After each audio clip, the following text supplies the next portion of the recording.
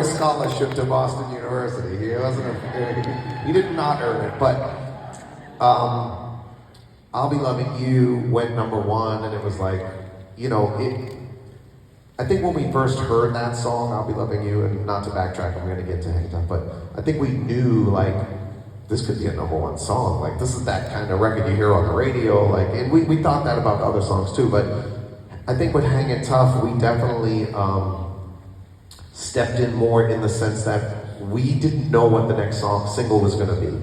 And like Doug would say, the record company would say, all right, we wanna put out this song next, and we wanna put out this one, and we had kind of talked amongst ourselves and to our manager about Hangin' Tough should be the next single. And the reason was, and it wasn't a typical radio song, it was a little different, but when we did the concerts, it would be mayhem in the audience on Hangin' Tough, and it was like, that just feels like the anthem, you know, like it's the closing show, rah-rah anthem. It just, the energy of the fans is so massive during it. It was like, that should be the single, that should be the single, and they listened to us, and they put it out, and of course now we're putting ourselves into the boardroom now, right, and trying to make these decisions, and if it goes wrong, you know, there are already people saying your career's gonna last about 15 minutes, guys, prepare for it. So if we now started making decisions that would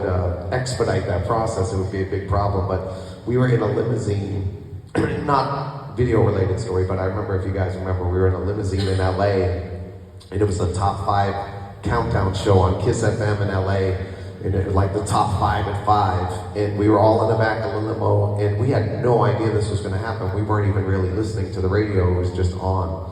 And they said, and coming in, #1 the top 5 at 5, Hangin' Tough, do-do-do, and we went crazy.